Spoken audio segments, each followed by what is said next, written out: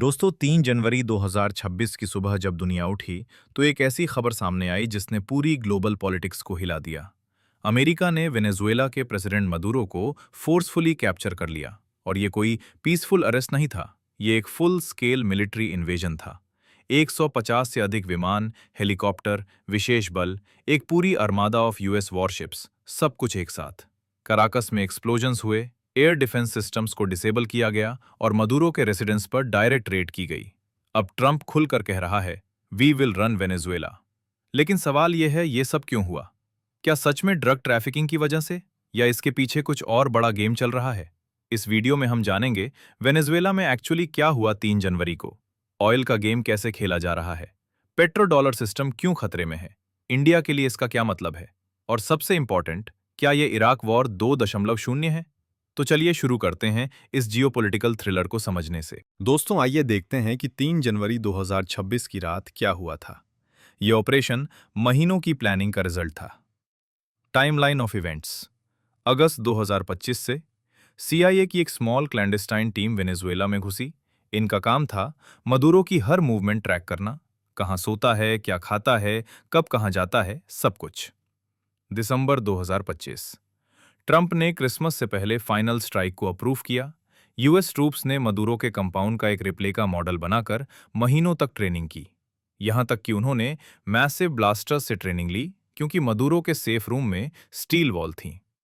एक हफ्ते पहले ट्रंप ने मदुरो को फोन किया, कहा, यू गॉट टू सरेंडर।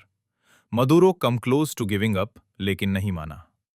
3 जनवरी 10:46 शाम ईटी, ट्रंप ने फाइनल ऑर्डर दिया, गो। ऑपरेशन शुरू। यूएस वॉरशिप्स वेनेजुएला के कोस्ट पर पहले से तैनात थीं। सीआईए की इनसाइड टीम ने रियल टाइम इंटेलिजेंस दी। एयरक्राफ्ट और हेलीकॉप्टर्स ने कोऑर्डिनेटेड अटैक किया। स्पेशल फोर्सेस ने मदुरो के रेसिडेंस को ब्रीच किया। मदुरो और उनकी वाइफ सिलिया फ्लोरेस को कैप्चर करके यूएस ले गए। 4 जनवरी, मदुरो को ड्रग्स और नार्को टेररिज्म के चार्जेस में न्यूयॉर्क कोर्ट में पेश किया गया। अब यहां इंटरेस्टिंग बात यह है, यूएस कांग्रेस को एडवांस में इन्फॉर्म नहीं किया गया, ऑपरेशन के बाद ही बताया गया। ट्रंप का स्टेटमेंट था clear, we are going to run Venezuela until a proper transition. लेकिन यहां सबसे बड़ा सवाल, ये सब किस लिए? ड्रग्स या कुछ और? ऑयल का असली खेल, वेनेजुएला की स्ट्रेटेजिक वैल्यू। अब आते हैं असली मुद्दे पर।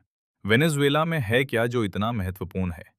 दोस्तों, वेनेजुएला के पास दुनिया का सबसे बड़ा प्रूवन ऑयल रिजर्व है, 303 अरब बैरल तेल। ये वर्ल्ड का लगभग 17 से 20% है। सऊदी अरेबिया के पास 267 अरब बैरल, यूएसए के पास सिर्फ 45 अरब बैरल, रशिया के पास 80 अरब बैरल। लेकिन यहां आयरनी देखिए। Production reality check. 1970 से 2070 के दशक में वेनेजुएला 3 से 3.5 मिलियन बैरल प्रतिदिन। आज वेनेजुएला सिर्फ 1 मिलियन बैरल प्रतिदिन। यूएसए आज प्रोड्यूस करता है 13.5 मिलियन बैरल प्रतिदिन। सऊदी अरब 10 से 12 मिलियन बैरल प्रतिदिन। तो प्रॉब्लम क्या है? पिछले 2 डेकेड्स में वेनेजुएला ने यूएसए से दूरी बना ली, चीन और रूस के करीब आ गया, अपना ऑयल युआन और रूबल्स में बेचना शुरू किया, ब्रिक्स ब्लॉक में अलाइनमेंट बढ़ाई। चीन का इन्वेस्टमेंट। 2007 से चीन ने वेनेजुएला में 60 से अधिक अरब डॉलर निवेश किए। लोन्स फॉर ऑयल मॉडल बना। वेनेजुएला ने डॉलर में नहीं बल्कि भौतिक बैरल में रीपेमेंट की। चाइना को वेनेजुएला का अधिकतम तेल निर्यात होता था। रेलवेज, सैटेलाइट सिस्टम्स, सब कुछ चाइनीज मनी से बने। रशिया का रोल। मिलिट्री एडवाइजर्स भेजे, ड्रोन मैन्युफैक्चरिंग फैसिलिटीज बनाई, स्ट्रेटेजिक आउटपोस्ट बनाया अमेरिका के बैकयार्ड में। और यही था असली प्रॉब्लम। अमेरिका के लिए यह था डबल थ्रेट। वर्ल्ड का लार्जेस्ट ऑयल रिजर्व उनके कंट्रोल से बाहर, उनके राइवल्स चाइना, रशिया वहां मजबूत हो रहे थे। पेट्रो डॉलर सिस्टम, असली बैटलफील्ड। अब आते हैं उस चीज पर जिसे समझे बिना यह पूरा गेम समझ नहीं आएगा। पेट्रो डॉलर सिस्टम क्या है? 1970 के दशक में अमेरिका ने सऊदी अरब से डील की। सऊदी अपना तेल केवल यूएस डॉलर में बेचेगा, बदले में अमेरिका उसे सिक्योरिटी गारंटी देगा। धीरे धीरे पूरी दुनिया में तेल व्यापार डॉलर में होने लगा। इससे अमेरिका को 3 फायदे। 1. Global dollar demand. हर कंट्री को ऑयल के लिए डॉलर्स चाहिए। सबको डॉलर रिजर्व्स रखने पड़ते हैं। डॉलर की वैल्यू ऑटोमेटिकली स्ट्रांग रहती है। 2. Money printing power. अमेरिका जितना चाहे डॉलर प्रिंट कर सकता है। इन्फ्लेशन का ज्यादा खतरा नहीं, क्योंकि ग्लोबल डिमांड है। 3. Economic weapon. जो कंट्री नहीं सुनती उसे इंटरनेशनल फाइनेंशियल सिस्टम से बाहर कर दो, स्विफ्ट से कट कर दो, सैंक्शंस लगा दो, डन। लेकिन अब यह सिस्टम खतरे में है। Challenges to petro dollar. China का CIPS payment system, dollar alternative. BRICS countries मिलकर डी डॉलराइजेशन कर रहे हैं। सम कंट्रीज क्रिप्टो करेंसी में ट्रेड एक्सप्लोर कर रहे हैं। वेनेजुएला ने युआन और रूबल में ऑयल बेचना शुरू किया। एक्सपर्ट्स का कहना है petro dollar evolving, not collapsing. Venezuela alone नहीं एंड कर सकता है। लेकिन अमेरिका को डर है, अगर वेनेजुएला सक्सेसफुल हो गया तो सऊदी अरेबिया, UAE जैसे कंट्रीज भी फॉलो कर सकते हैं और फिर डॉलर डोमिनेंस खत्म। यही है असली कारण वेनेजुएला इन्वेजन का। Oil control plus petro dollar protection. Trump ने साफ कहा, US oil companies will invest billions, rebuild infrastructure and make money for the country. Translation: Venezuela का ऑयल अब डॉलर में बिकेगा, अमेरिकन कंपनीज के through. Global reaction: China, Russia और दुनिया का जवाब। अब देखते हैं कि इस पर दुनिया ने क्या रिएक्शन दिया। चाइना का response: ministry of foreign affairs ने कहा, hegemonic act seriously violate international law. China ने इसे अपनी सॉवरेनिटी और सिक्योरिटी के लिए डायरेक्ट थ्रेट माना। China controls 90% plus global refining capacity for rare earth minerals. Venezuela में चाइनीज इन्वेस्टमेंट्स और माइनिंग ऑपरेशंस सब खतरे में। रशिया का रिस्पॉन्स: फॉरेन मिनिस्ट्री ने इसे एक्ट ऑफ आर्म्ड एग्रेशन कहा। इमीडिएट क्लैरिफिकेशन की डिमांड की। रशिया के लिए ये लॉस ऑफ स्ट्रेटेजिक फुटहोल्ड है, अमेरिका के बैकयार्ड में। Iran: flagrant violation of Venezuela sovereignty कहा। ईरान भी सिमिलर सिचुएशन में है, oil rich but sanctioned. Turkey का स्टैंड: प्रेसिडेंट एर्दोवान ने ट्रंप को कॉल करके कहा, वेनेजुएला को इंस्टेबिलिटी में मत धकेलो। टर्की वेनेजुएला क्लोज टाइज हैं। इंटरनेशनल लॉ एक्सपर्ट्स: ये ऑपरेशन बिना UN अप्रूवल के हुआ, बिना कांग्रेशनल ऑथराइजेशन के। US कांग्रेस को पहले नहीं बताया। मेनी एक्सपर्ट्स इसे इराक वॉर की तरह का इल्लीगल इन्वेजन मान रहे हैं। ऑयल मार्केट्स का रिएक्शन: सरप्राइजिंगली म्यूटेड रिस्पॉन्स। क्यों? ग्लोबल ऑयल सप्लाई में करंटली सरप्लस है। ब्राजील, गयाना, अर्जेंटीना से न्यू ऑयल आ रही है। वेनेजुएला का ऑयल आज भी हेवी क्रूड है, स्पेशल रिफाइनरीज चाहिए।